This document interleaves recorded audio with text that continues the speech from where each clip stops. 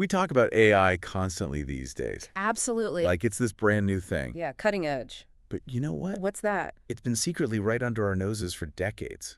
Really? Yeah, AI have been quietly powering our favorite video games for years and years. And I knew it had been around for a while, but Get this. yeah. We're talking all the way back to the 1950s. No way! The 50s. You heard that right. Wow. This deep dive is going to blow your mind. I'm ready. We're going all the way back to the start, Okay. tracing AI in games. Love it. From those early experiments Uh-huh. to the crazy AI-powered games we've got today. I think what's really fascinating about looking back at those early examples is that you can see the seeds of the ideas that led to the sophisticated AI we're seeing now. I like that, the seeds. Yeah, it's like looking back at the roots of a giant tree. Okay, so we're talking like poodle skirts and black and white TVs, 1950s. Yeah.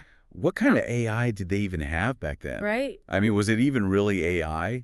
Well, one of the earliest examples, Okay. and it's a classic, is the game Tic-Tac-Toe.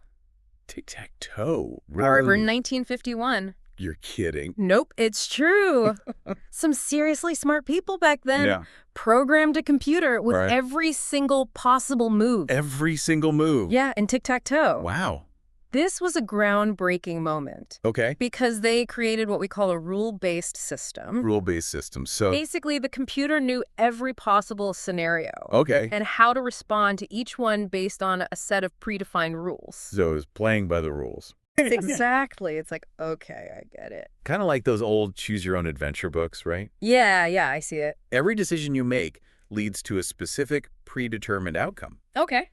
But in this case, the computer's making the choices. Following those rules. Exactly. Yeah. Pretty impressive for the time, right? Yeah, I mean, they were basically writing the rule book for game AI without even knowing it. Absolutely. They were pioneers. So that was the 50s, but things started to get a little more interesting a few decades later. Definitely. What happened in the 70s and 80s? Well, games started to use AI more often. Okay. It was still pretty basic, though. Okay. We're talking about things like pathfinding. Pathfinding. Yeah, you know how a character figures out how to move around in the game world Right, like how do they get from point A to point B? without bumping into walls and stuff. Exactly. That's huge. Right. I never thought about it like that. Think of those old maze games. Yeah, okay. That's pathfinding in action. So the AI is basically figuring out how to solve the maze. Exactly. And then there was something else, decision trees, right?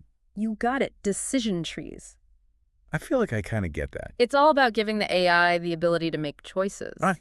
Wait, but how? Imagine a flowchart Okay, with different options and consequences. go ahead. The AI uses this flowchart to make decisions based on what's happening in the game. So if this, then that. Exactly. Like if the player does this, the AI does that. You got it. Okay, that makes a lot more sense. It's all about creating a more dynamic and engaging experience for the player. So the AI is starting to feel a little bit smarter. A little bit, but it's still a long way from what we have today. For sure. The 90s is when things really started to get interesting. The 90s, that's when we saw a major turning point. Oh, yeah. Games like The Sims, Oh, classic. or Half-Life. Half-Life, such a good game. Those were some of the first games where I really felt like Yeah. the AI was on another level. It was a big jump. For sure. And it blew my mind back then. I bet. So what was it about those games? Yeah. What made the AI so much better? Well, The Sims, for example. Yeah. That was all about creating this immersive simulation. Right. You had your little Sims. Exactly. And they had like wants and needs. They had their own little livestock. Relationship. All that crazy stuff. And it wasn't scripted.